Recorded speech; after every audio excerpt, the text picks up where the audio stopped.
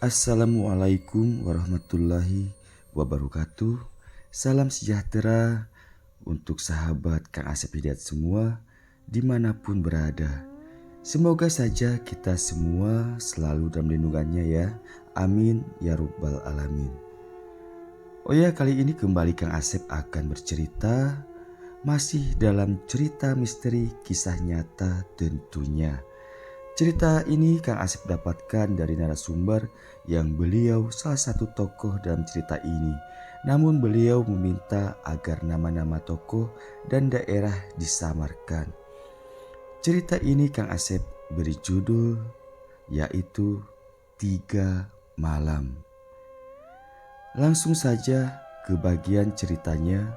Namun seperti biasa, yuk kita membaca. Bismillahirrohmanirrohim. Inilah selengkapnya.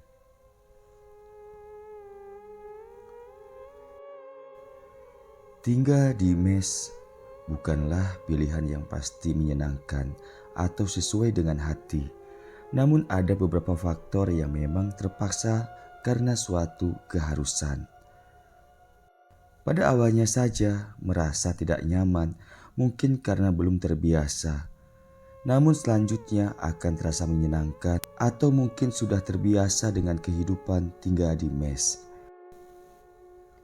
Sama halnya dengan satu mes yang berada di kota T. Mes para tenaga medis yang dikhususkan untuk wanita saja. Mes tersebut lumayan besar, terdapat sekitar 20 kamar dengan posisi kamar saling berhadapan dengan toilet masing-masing terpisah dari kamar, yaitu berada di 2 bagian ujung lorong mes itu. Desain bangunan mes tersebut sangatlah jauh dari kata modern. Hanya polisan cat saja yang sedikit merubah dari kesan kuno. Walau mes itu besar dan penuh dengan penghuninya, namun suasana mes tersebut selalu terlihat sepi karena memang jadwal dinas penghuninya tidaklah sama. Ada yang berdinas pagi hingga sore, ada yang dinas siang hingga malam dan masuk malam lepas dinas pagi. Demikian hari ke harinya. Reni salah satu penghuni mes putri itu yang tergolong masih baru. Ia menempati kamar mes yang paling ujung, tak jauh dari toilet sebelah kiri. Reni menghuni kamar itu sendiri, tidak seperti rekan lainnya yang sekamar berdua. Karena memang posisi kamar Reni paling ujung, tentunya teman-teman Reni jika hendak ke toilet dan secara kebetulan tengah ngantri, mereka selalu singgah di kamarnya Reni. Reni gadis yang ramah dan sopan juga periang. Sehingga walau ia tergolong baru bekerja di rumah sakit dan tinggal di mes itu, ia disenangi semua teman-temannya, baik di mana ia bekerja maupun di lingkungan mes. Suatu sore menjelang maghrib di mes, terlihat sedikit ramai, tidak seperti biasanya selalu sepi. Mereka berkumpul mengobrol di ruang tamu mes. Dit, nanti malam kan malam minggu, jalan kemana kita? Tanya Lina ke Dita di sela obrolannya. Iya ya, ntar malam kan malam minggu, kita ke Pujasera yang di PL saja gimana? Gak asik lah di sana, soalnya itu kan tempat makan aja, pengunjungnya tua-tua. Ucap Dita sembari tertawa. Yang memang tempat yang dimaksud Dita yaitu sebuah pujasera. Mendengar jawaban Dita, mereka tertawa lepas. Terus kemana kita, Dit? Tanya Lina lagi. Tunggu, si Rani mana? Ucap Dita mengalihkan topik pembicaraan, seakan baru menyadari jika Reni tidak sedang berada bersama mereka. Gak tahu, mungkin di kamarnya, jawab Lina singkat. Akhir-akhir ini dia selalu cerita sama aku. Katanya sering melihat penampakan, hantu perempuan gitu katanya. Sambung Lina lagi. Yang bener Lin, penampakan gimana? Tanya Dita penasaran sekaligus bergidik takut. Aku gak tahu pasti Dit, cuma dia bilang sama aku kalau malam suka ada perempuan menangis berdiri di sudut kamarnya. Terus waktu dia ke kamar mandi, lihat perempuan tergantung di tali seperti bunuh diri. Mendengar cerita Lina, Dita berkali-kali bergidik ngeri. Lalu dengan suara bergetar kembali ia berkata, "Sebenarnya aku juga heran. Akhir-akhir ini Reni agak pendiam, mukanya pucat. Pernah aku tanya Dit, kenapa pucat? Dia bilang lagi demam." Demikian cerita Dita ke Lina. "Ya Dit, sering aku lihat dia ngurung diri di kamar dan aku dengar dia nyanyi lagu lama gitu. Sudah tuh aku dengar dia menangis." Demikian tutur Lina. "Iya Dit, aku juga pernah dengar. Waktu malam itu aku ke toilet. Selesai dari toilet pasti lewat kamar dia kan. Aku juga dengar suara dia menyanyi. Dan sudah itu menangis. Aku ketuk dan aku panggil dia. Nggak jawab dan langsung diam. Lin, kita lihat dia yuk. Aku khawatir sama dia. Bila perlu kita ajak keluar supaya dia nggak suntuk." Ajak Dita ke Lina untuk melihat Reni di kamarnya. Lalu Dita dan Lina beranjak menuju ke kamarnya Reni. Setibanya di depan kamar Reni, sejenak Lina dan Dita saling pandang seakan merasa ragu untuk mengetuk pintu kamar Reni. Karena saat itu mereka berdua mendengar Reni sedang bernyanyi. Benar cerita Lina. Reni menyanyikan lagu yang berjudul 3 Malam diiringi suara menangis pilu. Namun yang membuat Lina dan Dita bergidik ngeri, selain suara Reni menyanyi dan menangis, ada pula suara tertawa ngikik hingga terasa bagai menusuk hati mereka. Lalu Dita memberi isyarat kepada Lina agar segera mengetuk pintu kamar Reni. Lalu dengan dada berdebar serta tangan sedikit gemetaran, Lina mengetuk pintu itu. Reni, kamu lagi ngapain?" ucap Lina setelah mengetuk pintu itu. Hening, tidak ada jawaban atau suara apapun dari dalam kamar. Lalu Lina kembali akan mengetuk pintu. Namun belum sempat Lina menyentuh daun pintu itu, tiba-tiba saja kriek, buah. Bangunan mes itu bergoyang seakan tengah gempa dengan kekuatan sangat besar. Pintu-pintu kamar mes terbuka dan tertutup kembali, kecuali pintu kamarnya Reni. Tentu saja hal itu membuat Lina dan Dita panik dan ketakutan.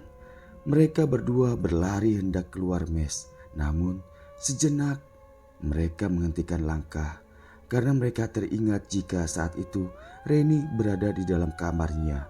Lalu ia kembali menuju kamar Reni. Reni, ucap Lina panik.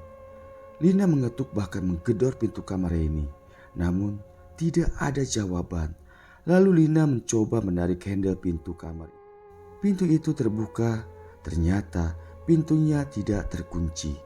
Begitu pintu kamar terbuka, Dita dan Lina langsung masuk ke dalam. Terlihat Reni tengah duduk di tepian ranjang dengan sikap menunduk, menghadap ke arah jendela kamar. Reni, ayo keluar, ada gempa!" teriak Dita seraya menarik tangan kanan Reni. Namun tubuh Reni terasa kaku dan berat. Mereka semakin panik. Di saat itulah tiba-tiba saja terdengar suara tawa ngikik dan melengking seakan hendak memecahkan gendang telinga yang mendengarnya. Tidak perlu ditanya lagi tentunya, hal itu membuat Lina dan Dita terkejut bahkan ketakutan. Seketika Lina dan Dita memalingkan kepala dan astagfirullah. Di atas pintu kamar itu tergantung seorang perempuan berambut panjang dengan posisi kepala di bawah serta kaki di atas seakan menapak di plafon kamar Reni. Sehingga rambutnya yang basah dan kusut menjuntai ke bawah menutup raut wajahnya. Lina yang terkejut tiba-tiba saja berlari hendak keluar dari kamar. Namun ketika ia melewati pintu yang tentunya melewati sosok perempuan tergantung, Lina menjerit kesakitan. Rambut Lina seperti dijambak atau ditarik oleh tangan yang tidak terlihat. Lina meronta kesakitan karena rambutnya seperti ditarik dengan kuat, entah tangan siapa. Karena tangan sosok mengerikan itu tidak terlihat bergerak, selain mengeluarkan suara ngorok layaknya manusia tengah kesulitan bernafas. Melihat hal mengerikan itu tentu saja membuat Dita semakin ketakutan. Ia berteriak sekeras yang ia bisa. Sementara Reni masih dengan sikap dan posisi seperti semula. "Dita, Lina, ayo cepat keluar!" Tiba-tiba beberapa orang telah masuk ke dalam kamar Reni. Mereka teman-teman satu mes bersama dua orang pria yakni Mas tukang bakso dan penjual sate yang biasa berjualan di depan mes itu. Lina dan Dita tidak menjawab, mereka berdua hanya menangis. Lalu teman-temannya membawa Lina dan Dita keluar dari kamar itu. Sementara Mas tukang bakso membopong Reni. Sosok perempuan berambut panjang yang tergantung di atas pintu itu sudah tidak terlihat lagi. Keesokan harinya, dengan perasaan was-was, para penghuni kembali masuk ke dalam mes, kecuali Reni. Reni dirawat di rumah sakit di mana ia bekerja karena kondisinya sangat lemah. Sekembalinya ke mes memang ketika siang hari mereka aman seperti biasa, tidak ada hal menakutkan terjadi. Namun ketika malam menjelang, mulai situasi horor dan mencekam dimulai. Suara tawa melengking, suara tangis, bahkan penampakan seorang wanita berambut panjang dengan kepala terkulai ke bahu sebelah kiri, berjalan dari ujung ke ujung lorong mes. Ketika jam 1 malam, terdengar suara seorang perempuan bernyanyi, yakni lagu yang berjudul 3 Malam, yang diiringi berguncangnya bangunan mes itu serta mati lampu seakan terjadi gempa bumi. Tentu saja hal itu membuat semua penghuni mes tidak ada yang berani berdiam di mes tersebut hingga peristiwa itu terdengar oleh pengelola mes. Dan pengelola mes tersebut mendatangkan seorang ustadz bahkan paranormal. Mungkin untuk menetralisir keadaan mes atau kata lainnya membersihkan dari segala gangguan yang ada. Malam itu ritual dilakukan oleh Pak Ustadz dan dibantu oleh seorang paranormal. Sementara semua penghuni mes dengan dada berdebar berkumpul di depan mes menunggu apa kiranya hasil dari upaya Pak Ustadz dan paranormal itu.